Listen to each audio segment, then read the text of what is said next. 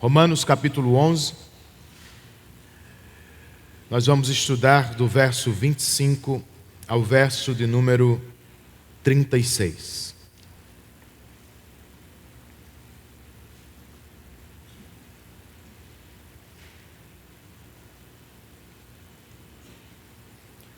As crianças conversavam na casa dos castores, quando de repente se deram conta que Edmundo havia sumido. Para onde teria ido? Todos procuraram em vão, até que o senhor castor os informou: Edmundo nos traiu e se uniu à feiticeira. Mesmo assim, protestou Pedro, ele é nosso irmão, nós temos que salvá-lo. Você quer dizer ir à casa da feiticeira? Retrucou o senhor castor. Nós não temos a menor chance contra ela. Se quiserem mesmo salvar o seu irmão, o melhor a fazer é ficar o mais longe dela possível. Então ninguém pode nos ajudar mais, indagou Lúcia com voz de choro. Ao que o senhor castor respondeu: somente Asla. Nós temos que seguir em frente e encontrá-lo, pois essa é a nossa única chance.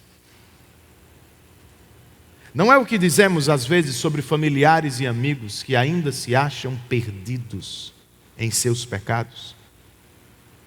Por causa dos falsos deuses desta época, como Edmundo, eles se perderam pelo caminho e se acham hoje aprisionados em seus desvios e desejos pecaminosos. Olhamos para eles e pensamos às vezes: quem pode ajudá-los? Quem pode tirá-los desta situação? Quem pode salvá-los? Somente Deus. E por isso nós precisamos seguir em frente e encontrá-lo, pois Ele é a nossa única chance. Eis o ensino desta porção. E para começar eu quero ler com vocês o verso de número 32.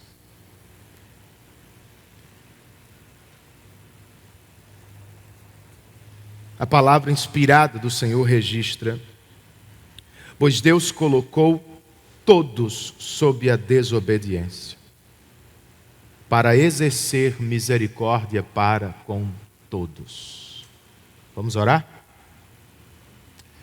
Espírito Santo, esta é a Tua palavra.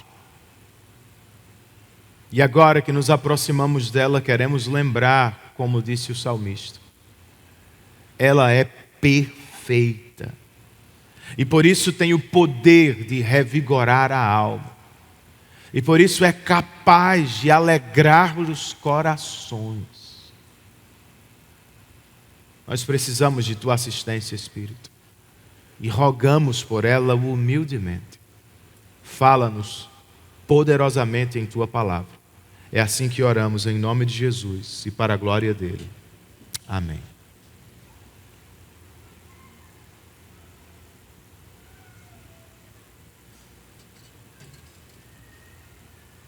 Israel tropeçou em Cristo.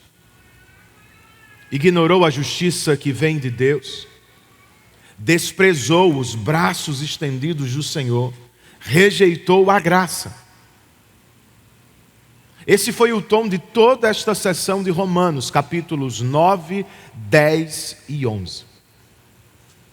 No entanto, quando chegamos à sua conclusão, outra vez nos deparamos com a esperança. No último domingo, o apóstolo nos disse: se os israelitas não continuarem na incredulidade, serão enxertados, pois Deus é capaz de enxertá-los em sua oliveira cultivada. Ninguém precisa desanimar completamente. Nem os crentes judeus, nem os crentes gentios. Nem os crentes de ontem, nem os crentes de hoje precisam perder a esperança sobre a salvação de seus amigos e familiares. Pois nós cremos com Paulo. Deus não é apenas capaz de salvar. Nós cremos que, de fato, Deus salvará todo o seu povo. É aqui que nós podemos repousar a cabeça com tranquilidade. Ninguém ficará de fora, nenhum dos eleitos deixará de ser alcançado. O Senhor salvará todo o seu povo. Você crê nisso? Mas ainda podemos ter perguntas. Por exemplo, você pode estar se perguntando: bem, mas como é que Deus vai salvar todo o seu povo? A resposta do texto é: de Deus vem o Redentor. Versos 25 e 26, parte A.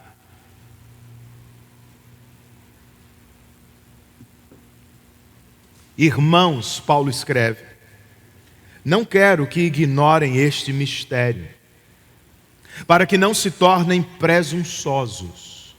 Israel experimentou um endurecimento em parte, até que chegue a plenitude dos gentios, e assim todo Israel será salvo. Paulo já se dirigiu aos crentes judeus, bem como aos crentes gentios mais recentemente. Agora ele fala com os irmãos, ou seja, todos os crentes da igreja de Roma, sejam eles judeus ou gentios. E a estes o apóstolo diz: não quero que ignorem este mistério. Mistério, nas cartas paulinas, não significa um conhecimento que está escondido e que só alguns podem ter porque são melhores que outros. Não. Mistério para Paulo é algo que esteve oculto por soberania de Deus e que agora em Cristo foi revelado a todo o seu povo. Aos Efésios, por exemplo, o apóstolo falou do mistério do povo de Deus. Judeus e gentios em Cristo desfrutam das mesmas bênçãos e promessas. Algo parecido está em questão aqui. Qual é o mistério que os leitores de Romanos não podem ignorar? Nós lemos. Israel experimentou um endurecimento em parte, até que chegue a plenitude dos gentios. E assim todo Israel será salvo. O apóstolo já nos disse antes que o endurecimento de Israel não era total. Ele mesmo era um israelita e um crente em Cristo Jesus. Ele repete o mesmo ensino aqui, ao nos dizer que Israel experimentou um endurecimento em parte. E acrescenta que tal experiência também é temporária, pois é até que chegue a plenitude dos gentios. Enquanto os israelitas se mostrarem endurecidos, o evangelho vai avançar para alcançar gente de todas as tribos, povos, línguas e nações do mundo. Mas em algum momento, é o argumento do apóstolo, o evangelho voltará para alcançar os israelitas. E então, todo Israel será salvo. Há quem entenda a expressão todo Israel por todo o povo de Deus, judeus e gentios. É assim que João Calvino interpreta esse texto. Com base no que Paulo escreve aos Gálatas, Paulo fala sobre isso lá. Mas há quem defenda apenas pela leitura de Romanos 11, que o apóstolo está se referindo a Israel, mas não a Israel nação, político, aos israelitas que foram por Deus eleitos para a salvação e que um dia estarão todos dentro do novo Israel de Deus. As duas coisas são possíveis. Seja como for, perceba que o apóstolo escreve isso para que os crentes não sejam presunçosos. Os crentes judeus, os crentes gentios de Roma, não são melhores do que os judeus não convertidos. Essencialmente não são. Tampouco eles conhecem a história do avanço do Evangelho. Eles não sabem até onde o Evangelho vai. E mais importante ainda, a quem o Evangelho vai alcançar e trazer para o povo de Deus. Por isso, o melhor a fazer é se calar, é esperar em Deus, pois Ele certamente vai salvar todo o seu povo. Como? Verso 26, parte B, e verso 27. E eu louvo a Deus, porque Arnóbio está na escala hoje, e aqui dentro, né, Arnóbio? Que bom. Ele me anima muito pregando, viu, irmãos? Eu sempre sei que não estou sozinho quando o Arnóbio está comigo. Sempre tem um glória a Deus mais fervoroso, um amém mais alto. Sigam o exemplo do nosso diácono. Verso 26, parte B, verso 27. Como está escrito: virá de Sião o Redentor, que desviará de Jacó a impiedade. E esta é a minha aliança com eles, quando eu remover os seus pecados. Como você deve ter imaginado, são textos do Antigo Testamento que falam da chegada do Redentor. E a promessa da aliança era que, ao chegar, o Redentor desviaria a impiedade de Jacó ou Israel e removeria o pecado de seu povo. Eis o que significa salvação na Bíblia, tá? Salvação não é qualquer coisa que você queira. Não tem a sua interpretação. Salvação na Bíblia está explicitamente revelada e definida.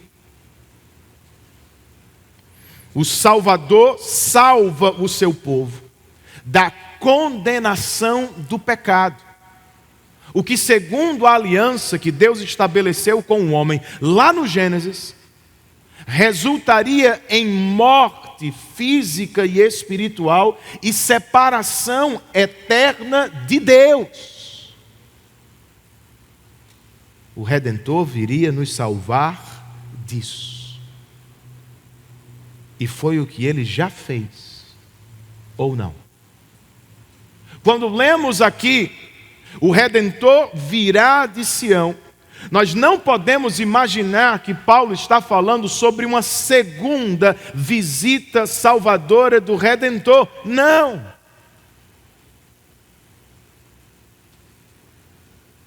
Ele está citando um texto do Antigo Testamento que já foi cumprido por Cristo. Sabe o que significa dentro desse contexto aqui imediato do capítulo 11? Que a salvação chegará aos judeus da mesma forma que tem chegado aos gentios, por meio da pregação do Evangelho de Jesus Cristo.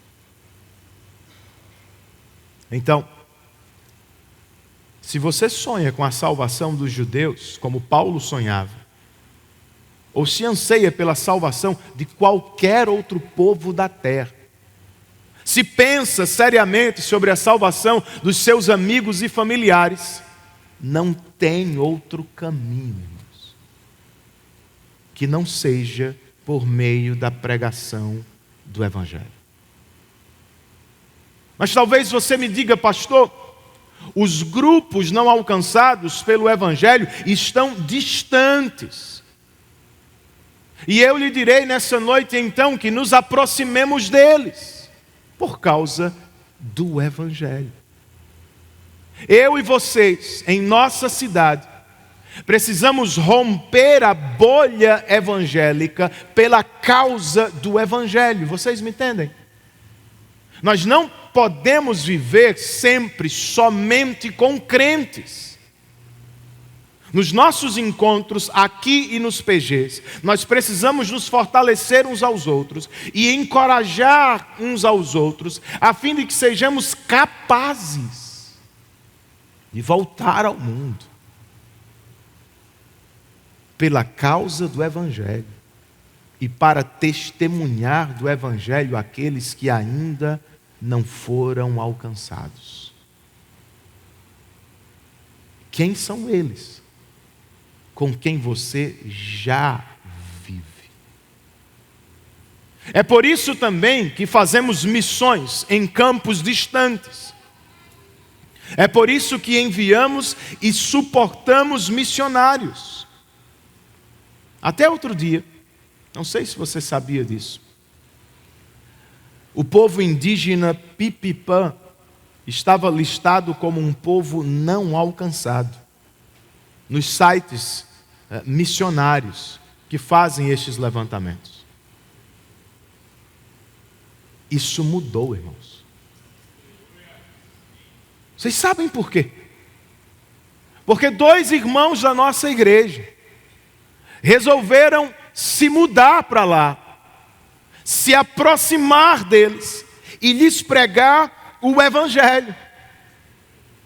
A pregação do Evangelho de Anderson e Tayane foi acompanhada pelo poder do Espírito e, como resultado, uma igreja cristã está nascendo pela primeira vez naquela aldeia.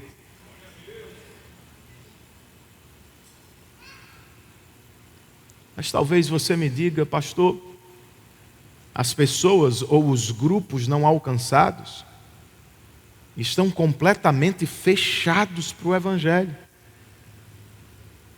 E eu lhe digo, então oremos para que o Senhor nos abra portas. Foi o que Paulo pediu aos Colossenses. Orem para que Deus nos abra uma porta, a fim de que possamos proclamar o mistério de Cristo.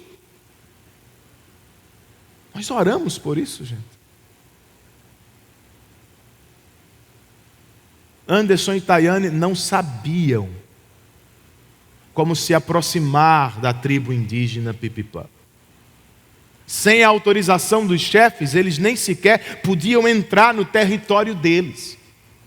Por meses eles oraram por isso e pensaram em como fazer. Até que em uma pizzaria, do nada, eles ficaram sabendo que havia um único indígena na aldeia que mostrava algum interesse pelo Evangelho. Este homem abriu as portas de sua casa para Anderson e Tayane. E ali Deus abriu o coração de muitas outras pessoas na pregação do Evangelho. Oremos por isso, gente. Oremos por um verdadeiro avivamento entre nós. Um avivamento espiritual que arranca o medo do nosso coração e nos enche de ousadia na pregação do Evangelho. Era por isso que Jonathan Edwards orava mais do que tudo. Se lembram dele? Edwards, conhecido como o último dos puritanos, nunca chegou a publicar o que ele julgava ser a sua maior contribuição literária para a igreja. Basicamente era uma série de sermões em que ele apontava a ação do Espírito no avanço do Evangelho no mundo.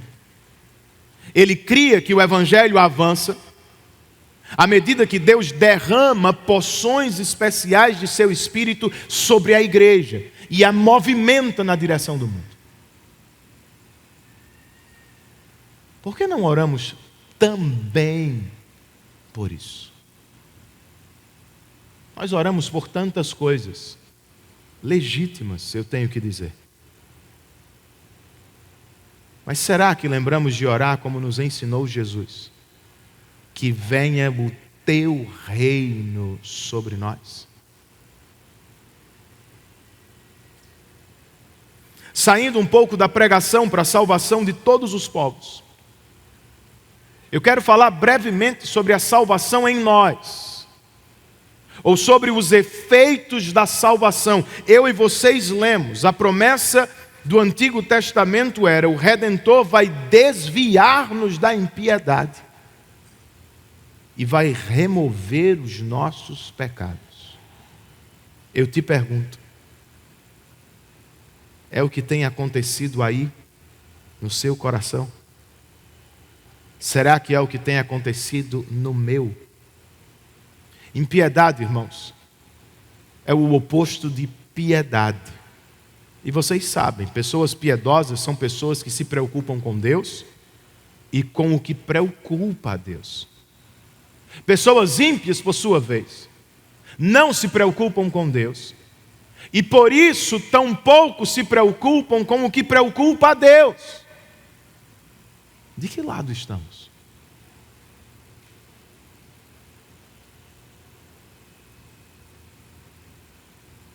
Nós já somos mesmo pessoas piedosas? Ou será que ainda somos ímpios? Entenda, eu não estou perguntando se você não peca, eu sei que você peca. Eu estou perguntando se você não se preocupa com Deus e com o pecado.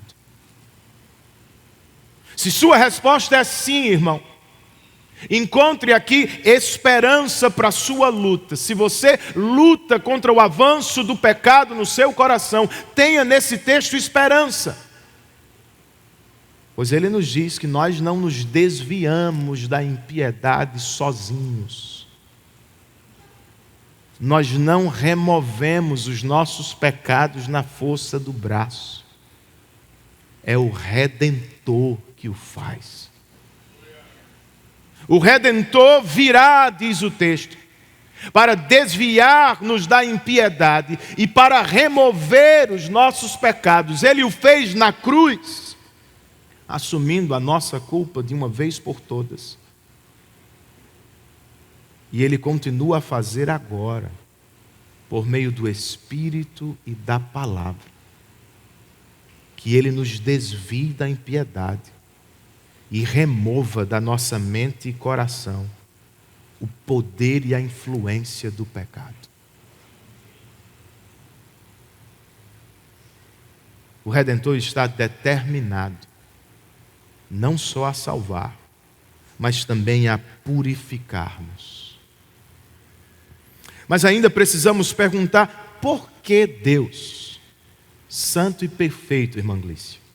Por que é que Deus, santo e perfeito, resolveu nos salvar e purificar? A resposta do texto é: Deus tem misericórdia de nós. Versos 28 e 29.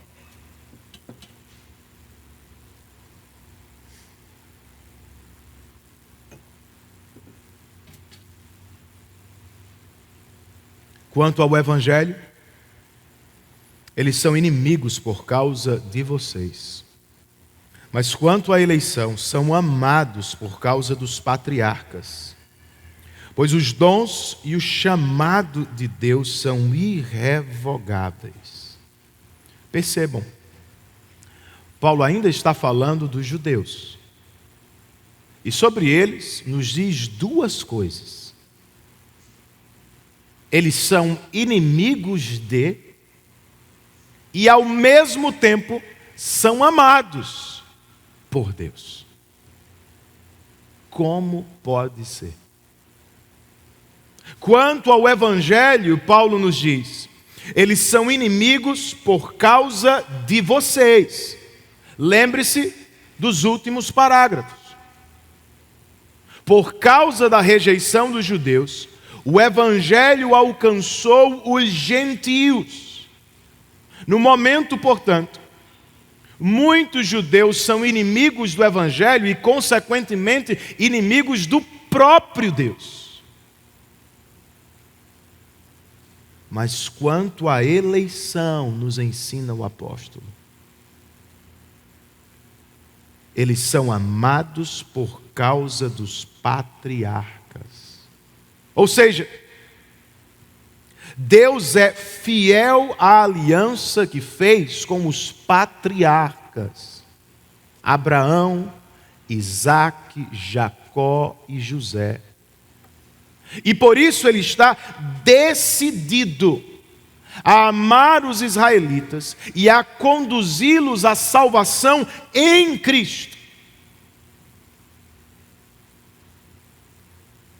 Pois os dons e o chamado do Senhor são irrevogáveis. Nós não podemos usar, irmãos, textos fora de contexto. Isso aqui precisa ser interpretado dentro deste parágrafo, capítulo e carta. Aqui chamado é sinônimo de eleição. E os dons se referem aos privilégios que Deus prometeu ao seu povo eleito. Paulo está nos dizendo: Deus não voltará atrás. Ele vai cumprir tudo o que prometeu aos eleitos.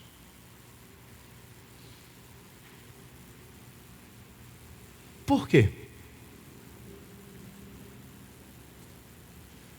Nós lemos versos 30 e 31. Assim como vocês,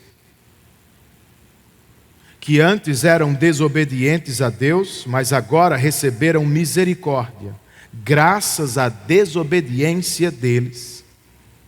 Assim também agora eles se tornaram desobedientes, a fim de que também recebam agora misericórdia, graças à misericórdia de Deus para com vocês. Por que Deus vai salvar pessoas que agora são seus inimigos? Misericórdia. Deus terá misericórdia de israelitas desobedientes. Esse é o argumento de Paulo para os leitores de Romanos. Assim como ele já teve misericórdia de vocês, graças à desobediência deles, dos judeus. Vocês que eram desobedientes receberam agora misericórdia. Da mesma forma, por causa da misericórdia de Deus para com vocês, eles que se tornaram desobedientes receberão um dia misericórdia. Há um vai e vem no texto, percebe?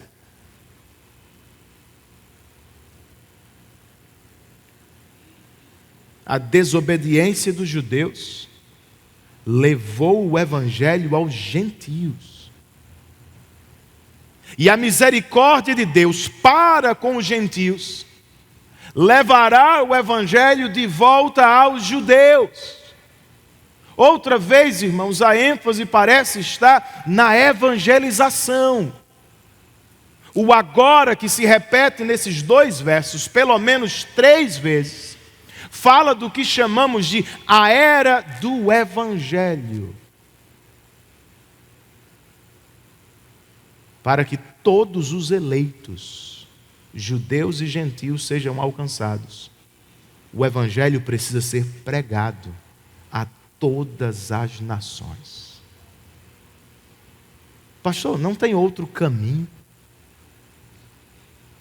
Por que tem que ser assim? A resposta está no verso 32, que lemos mais cedo. É porque Deus colocou todos sob a desobediência, para exercer misericórdia para com todos. Esse é um dos versos mais importantes de toda a carta. Se quiser escrever ao lado, esse é o argumento de Romanos, para se lembrar do que se trata a epístola. É isso.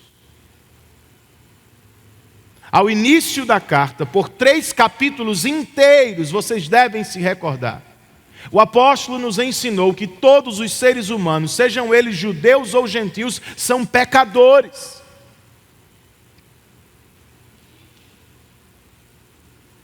E são também indesculpáveis diante de Deus. Estão presos nessa situação. É uma espécie de calabouço. O Senhor os colocou sob a desobediência. E não há como escapar, irmão.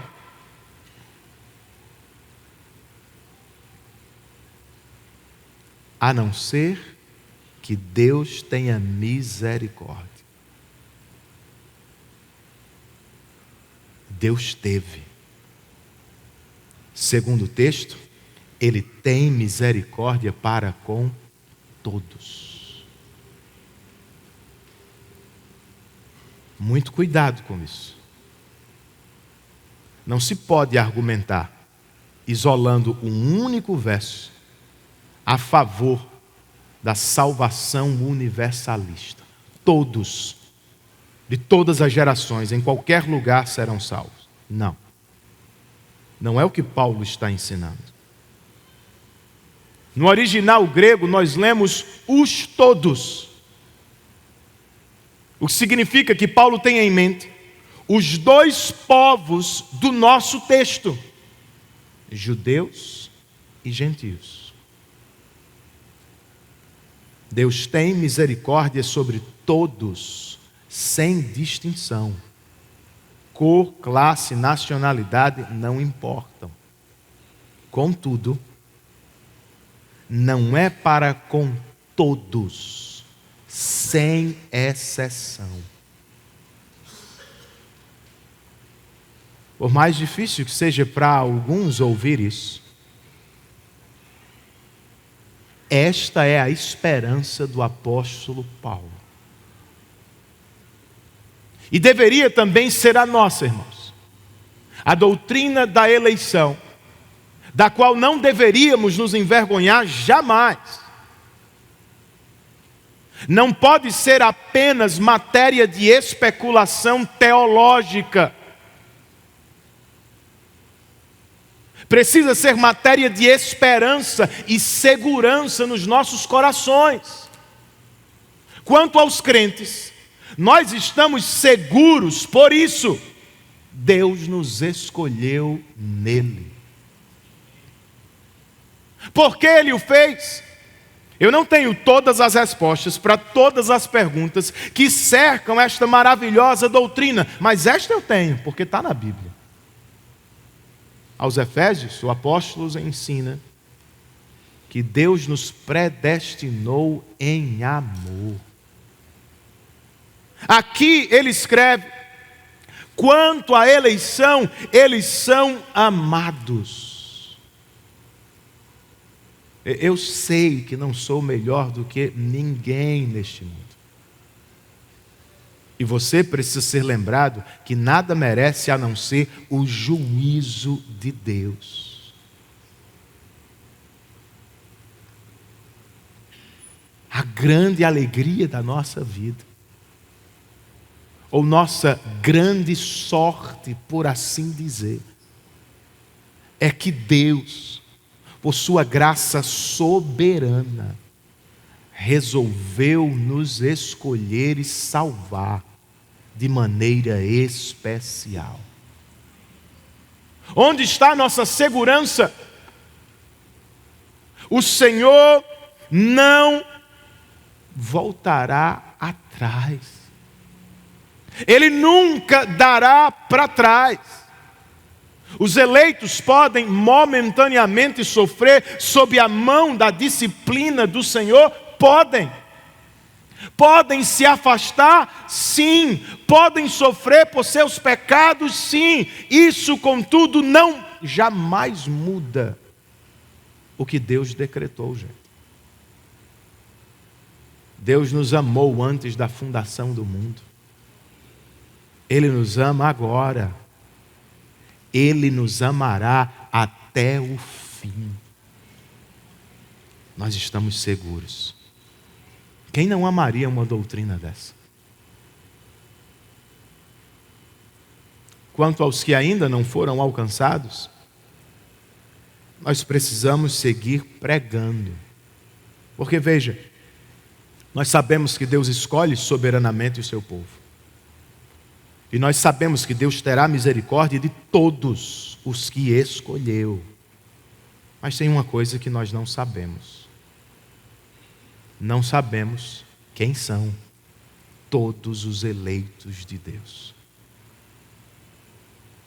E por mais que no momento nossos amigos e familiares sejam desobedientes e claramente se revelem inimigos do Evangelho, como os israelitas do texto, nós não sabemos se eles vão permanecer nessa condição para sempre. Então o que é que a gente faz?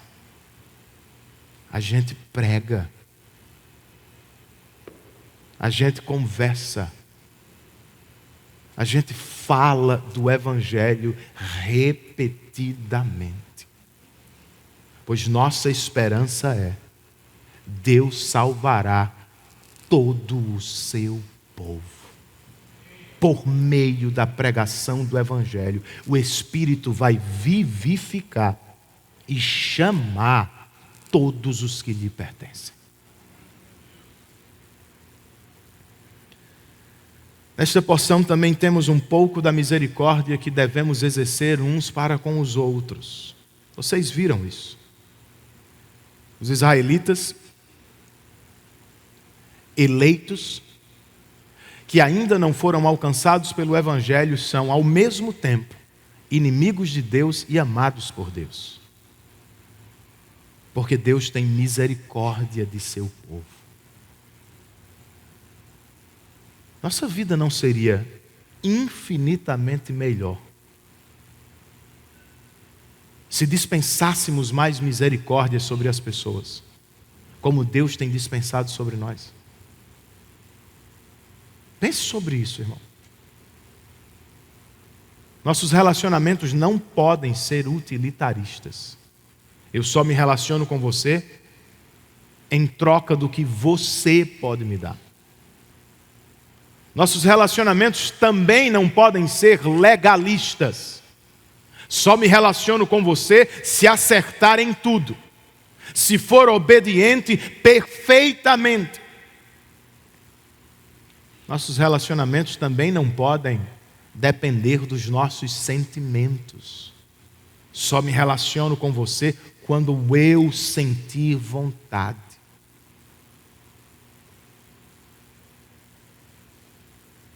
Não, queridos. Nós precisamos nos relacionar uns com os outros, tendo por base os compromissos que assumimos e as promessas que fizemos. Nesta perspectiva, perceba, não depende tanto do outro. Não é sobre o que o outro pode me dar ou não. Não é sobre o que o outro fez ou não fez. Tampouco é sobre o meu sentimento que oscila constantemente. Não.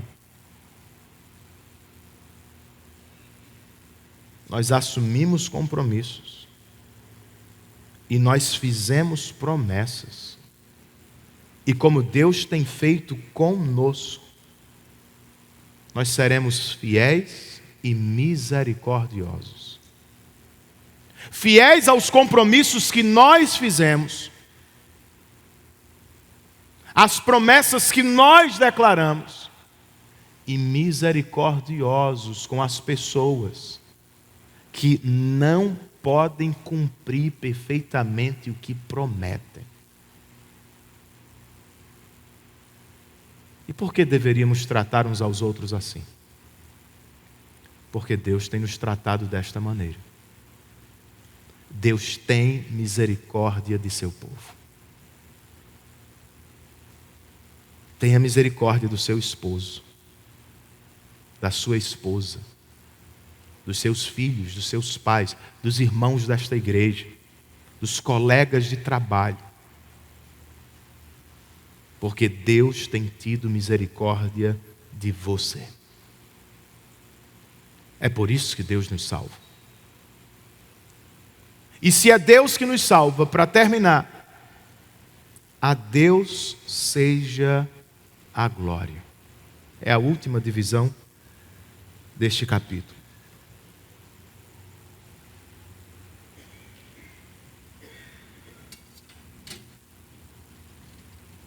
Está todo mundo acordado aí? Arnob, está tudo em ordem? Você parou de me ajudar, viu, irmão? Depois de 11 capítulos doutrinários, espero que tenha sido uma bênção para você. E antes de entrar em 5 capítulos bem práticos, vai ser uma bênção no próximo ano. O apóstolo Paulo faz uma pausa aqui. E eu imagino que meio que ofegante. É tanta doutrina, tanto conhecimento, que ele parece cansado. Ele para, se prostra e adora a Deus. Verso 33. Ó profundidade da riqueza, da sabedoria e do conhecimento de Deus. Quão insondáveis são os seus juízos e inescrutáveis os seus caminhos. No capítulo 2, Paulo mencionou a riqueza de sua bondade. No 9, ele tratou da riqueza da sua glória. No 10, o apóstolo mencionou as ricas bênçãos que Jesus derrama sobre nós. E agora, no 11, ele nos lembra que toda a riqueza que conhecemos de Deus é apenas a ponta do iceberg. Ela é muito mais profunda do que podemos imaginar.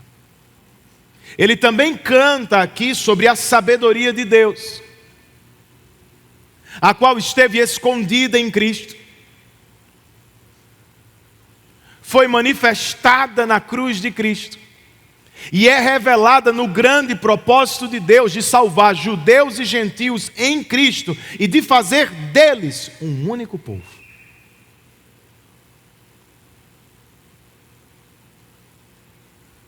E se foi a riqueza de Deus que nos concedeu a dádiva da salvação, foi sua sabedoria que a planejou antes da fundação do mundo.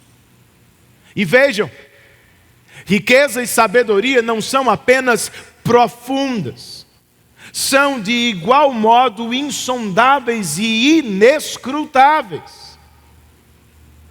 Este é o equivalente neotestamentário de Isaías 55, verso 9. Os meus caminhos são mais altos do que os seus caminhos, e os meus pensamentos mais altos do que os seus pensamentos. Mas é claro,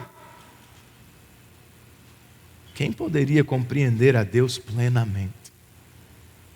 Quem pode julgar os seus feitos? Nós não podemos nem conseguimos, gente. E em parte é por isso que Paulo nos leva a uma série de perguntas retóricas que também vêm do Antigo Testamento, versos 34 e 35. Ele nos pergunta: quem conheceu a mente do Senhor? Ou quem foi o seu conselheiro? Quem primeiro lhe deu para que ele o recompense? Permita que estas perguntas pesem sobre você, porque essa é a ideia. O apóstolo as lança sobre nós para promover, startar reflexões sobre o tamanho do nosso Deus e sobre a disparidade que há entre Ele e o seu povo. Quem o conhece exaustivamente, diga-me, Será que ele precisa de algum conselho nosso sobre um de seus projetos? Será que já o presenteamos com algo que fez dele o nosso devedor? Seria absurdo pensar assim, gente.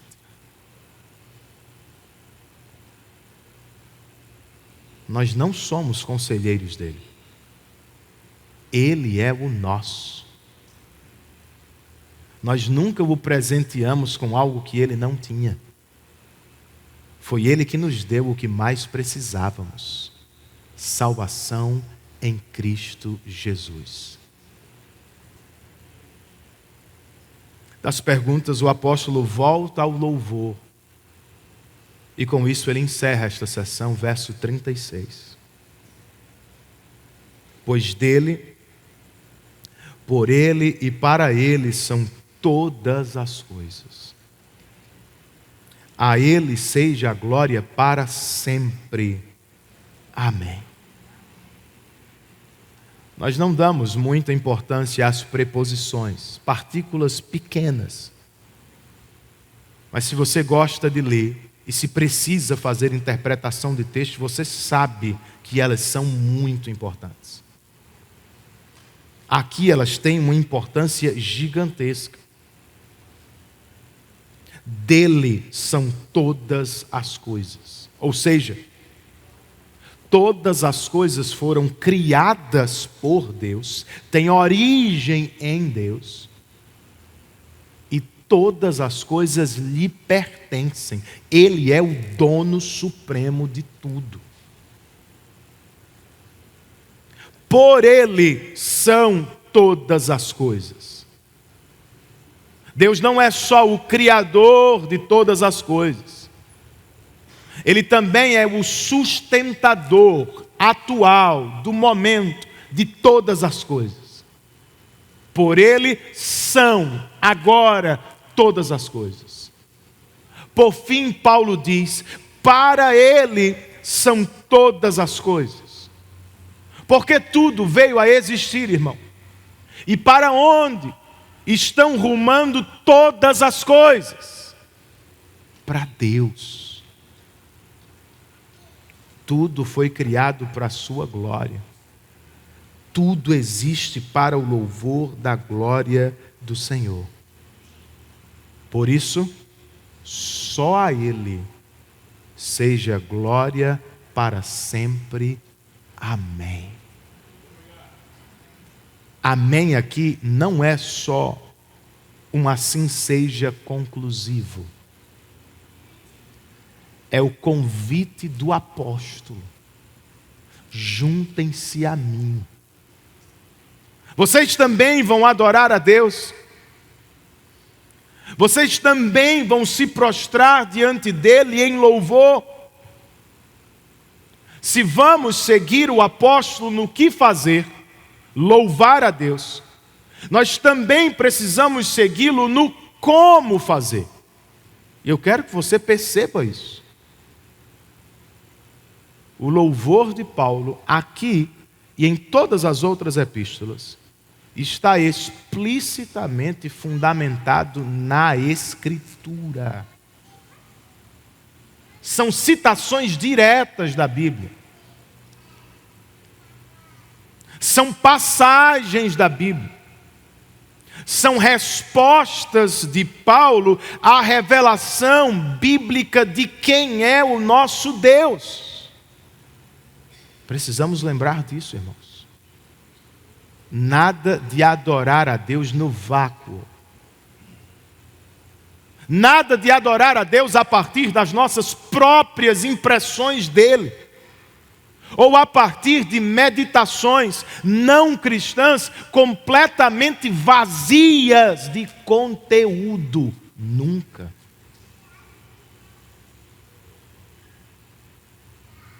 Nós adoramos ao Deus que se revela na Escritura. Quanto mais amamos o estudo deste livro, mais o conhecemos, mais desejamos louvá-lo por tudo o que Ele é e faz por nós. Tem que ser assim. Pois não podemos estudar sobre Deus sem a finalidade de adorar a Deus. Um interesse por Deus puramente acadêmico, diz John Stott, não leva a nada. Pessoas se afastam de Deus por isso. Nós não estudamos a Bíblia para, por assim dizer, dominarmos a Deus. Nós estudamos a Bíblia a fim de conhecermos e sermos dominados por Ele.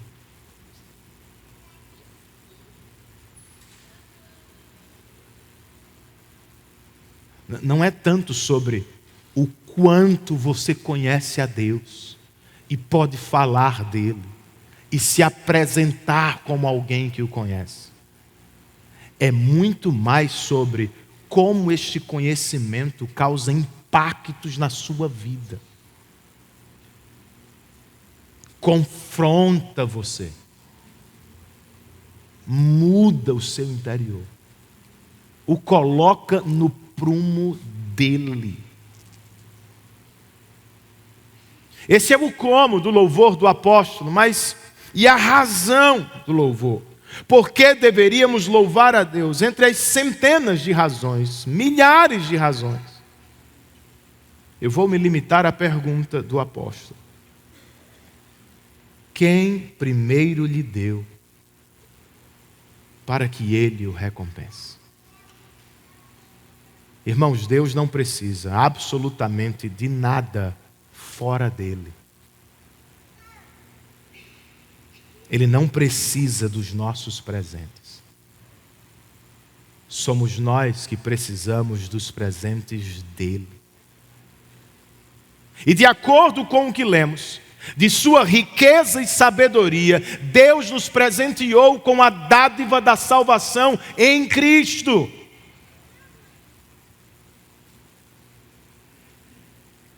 A profecia de Isaías, citada por Paulo mais cedo, falava do Redentor que viria para desviar-nos da impiedade e para remover os nossos pecados. Se você ainda se lembra de alguma coisa do livro de Levítico, talvez lhe venha à mente o dia da expiação.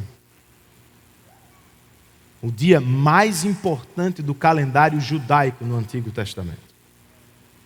Na ocasião, 2 bodes eram ofertados ou escolhidos para a cerimônia. Um deles era sacrificado ao Senhor no altar, e um outro era enviado ao deserto, carregando simbolicamente o pecado do povo. Foi o que Cristo fez por nós na cruz do Calvário. Ele foi sacrificado diante de Deus por nós. E Ele carregou sobre os ombros os nossos pecados, levando o juízo de Deus para longe de seu povo. Como não adorá-lo? Veja, você não precisa saber de tudo acerca de Deus para só então adorá-lo. Seria impossível. Você jamais o adoraria.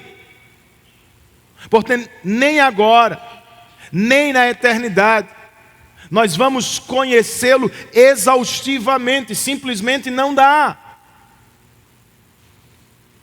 Sua riqueza e sabedoria são profundas. Seus juízos e caminhos são inescrutáveis, estão para além do que podemos conhecer. Ainda assim, nós já podemos adorá-lo, porque ele se revelou na Escritura. Quando as crianças ficaram sabendo que Aslan era um leão e não um homem, elas foram tomadas de medo. Susana perguntou ao castor: bem, ele é seguro? Pois eu vou ficar muito apreensiva de me encontrar com um leão. A senhora castor pediu a palavra e lhe disse: vai mesmo, queridinho. Pois se houver alguém que possa se apresentar a Aslan sem bater os joelhos, ou é mais corajoso que a maioria, ou então é só um tolo. Então ele não é seguro? Perguntou Lúcia. Seguro, exclamou o senhor castor. Quem falou alguma coisa sobre ser seguro? Ele não é seguro, nem domesticado. Mas eu lhe garanto, ele é bom. E ele é o verdadeiro rei de Nárnia. É do que precisamos lembrar, José. Nosso Deus é grande, irmãos. Não cabe nos nossos bolsos. Nosso Deus é poderoso e não pode ser domesticado, mas que jamais nos esqueçamos, acima de tudo, Ele é bom. Ele tem sido bom conosco. Ele prova a sua bondade para conosco ao nos dar a sua maior dádiva, seu Filho unigênito Jesus Cristo, que nasceu, morreu e ressuscitou para a nossa salvação. Curve a sua cabeça, feche os seus olhos e por alguns instantes ore ao Senhor e responda aquilo que você ouviu em sua palavra.